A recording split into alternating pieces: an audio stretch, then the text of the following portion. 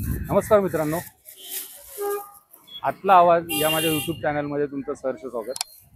आज आपण आलेलो आहे आपल्या एका केळी विक्रेत्याकडे।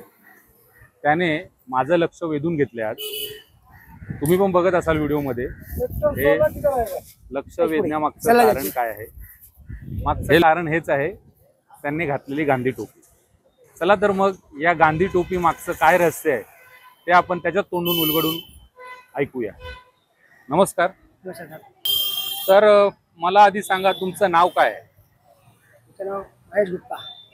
महेश गुप्ता, अच्छा। तुम्ही हा केळीचा व्यवसाय हा तुम्ही महाराष्ट्रात किती वर्षापासून आलाय? मी महाराष्ट्राला आलो 96 ला। 96। 96 पासून तुम्ही इथेच हाच व्यवसाय करताय का याच्या आधी कुठे होतात? किती यायच्या आधी? त्याच्या अगोदर मी तुर्बे नाक्याला होते। तुर्बे नाक्याला, अच्छा। तिथे पण हाच व्यवसाय केळीचा व्यवसाय करत होते? अच्छा, केळीची व्यवसाय। माझं त्यानंतर आता तुम्ही नेरूळमध्ये येऊन किती वर्ष आली? 3 वर्ष झाले। अच्छा, 3 वर्ष आली। अरे वा। तर मला सांगा, ही गांधी टोपी तुम्ही घातली त्या मागचं कारण काय? आमची महाराष्ट्राची शान आहे। बर म्हणून आमची धंदे वाढते बर। और इसका इज्जत। अच्छा, त्याचा मान। मान। तुम्हाला ही गांधी टोपीचं नाव गांधी टोपी का पडलं हे माहिती का? हे महात्मा गांधीजी ही टोपी घालायचे, त्यामुळे ही टोपीला महात्मा गांधी नाव पडले।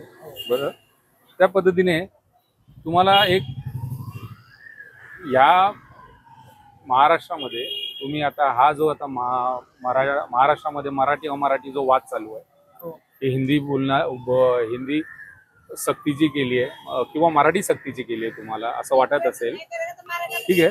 तर आता तुम्हाला जो महाराष्ट्रामध्ये मराठी अमराठी जो वाद चालू आहे त्याबद्दल तुम्हाला काय वाटतं? मला छान वाटतो। सर्वांना मराठी बोलायला पाहिजे। हा, म्हणजे हा भांडणाकडे, म्हणजे हा जो वाद चालू आहे तो वाद न करता प्रत्येकाने मराठी बोललं पाहिजे। प्रेमासाठी नसेल येत तरी तुटकं मुटकं का होईना तुमच्यासारखं बोलायचा प्रयत्न केला पाहिजे, की जेणेकरून तो चांगल्या पद्धतीने तो प्रयत्न केल्यानंतर मराठी बोलायला येते, बरोबर? एक महत्वाचं तुम्हाला एक सांगू, तुम्ही ही जी टोपी घातली ही उलटी टोपी घातली। हे बघा, ही जी आहे ना, ही जी शिलाईचं असतं ही मागून हे करतात, आणि मग ही अशी टोपी ही सरळ आहे टोपी। ही कधी पण घालताना तुम्ही ती बघत चला। आता ही बघा व्यवस्थित आहे करा आता याच्यामध्ये। आता तुम्हाला ही टोपी घातल्यानंतर काय फरक काय जाणवला तुमच्या धंद्यामध्ये? आपल्या धंद्यामध्ये काय आहे, मराठी माणसं आमच्याकडे केली घेतो, हा, की आपल्या माणसाकडे केली आहे। हा, अच्छा। बरं, तुम्ही आता मला सांगा, मग केळीचा व्यवसाय का करता मग तुम्ही? बाकीची फळं पण आहेत ना? ते लवकर विकते। लवकर विकतं, अच्छा। हातोहात विकतात म्हणजे सेलिंग चांगलं आहे? सेलिंग चांगली आहे। अच्छा। मग बाकी तुमचा मग फॅमिली बॅकग्राऊंड कसं आहे, म्हणजे घरामध्ये कसं आहे? गावामध्ये सगळे गावामध्ये किती मुलं आहेत तुम्हाला? 3। अच्छा।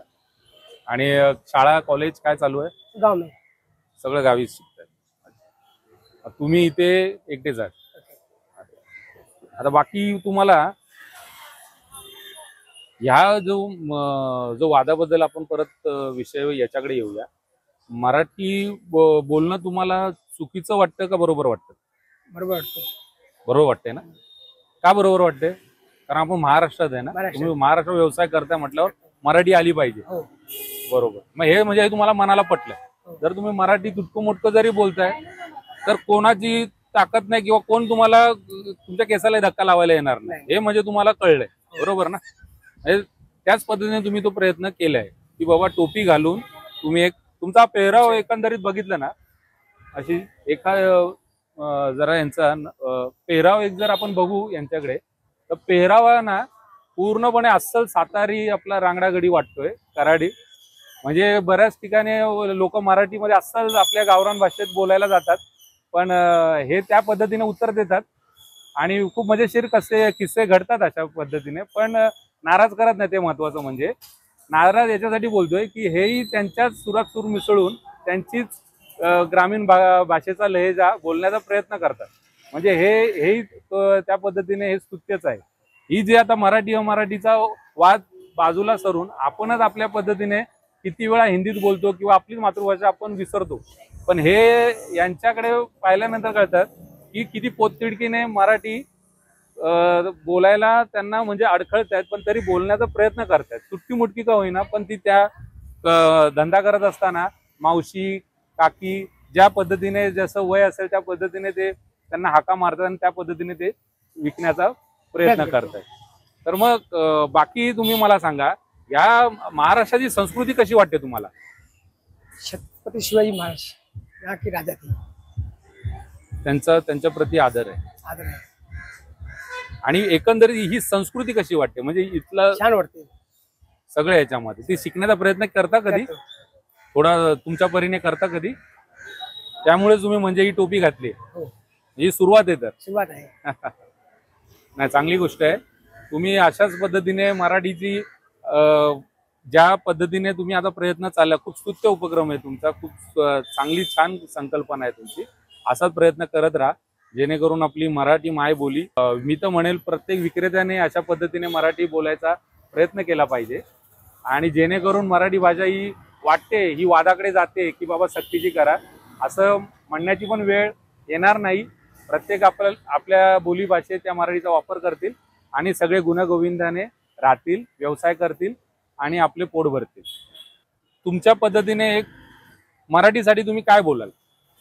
शेवटचं जाता जाता काय म्हणाल? एक तुमचा आतला आवाज काय सांगतोय मराठीबद्दल? तुमचा आतला आवाज काय बोलतोय? म्हणजे तुमचा आतला आवाज काय बोलतोय? अच्छा आहे, मराठी बोललं पाहिजे, बोललं पाहिजे. चांगली भाषा आहे, चांगली भाषा. चला तर मग एका नवीन ठिकाणी, नवीन ठिकाणी हा आपण आतला आवाज ऐकण्याचा प्रयत्न करूया. तत्पूर्वी नमस्कार. तर बघितलं मित्रांनो, आता ह्या एकंदर प्रकरणामध्ये नेमकी त्याने टोपी कोणाला घातली हा संशोधनाचा विषय ठरू शकतो, पण मराठी आणि अमराठी वादावर त्याने एक नामी युक्ती शोधली आहे हे मात्र खरं.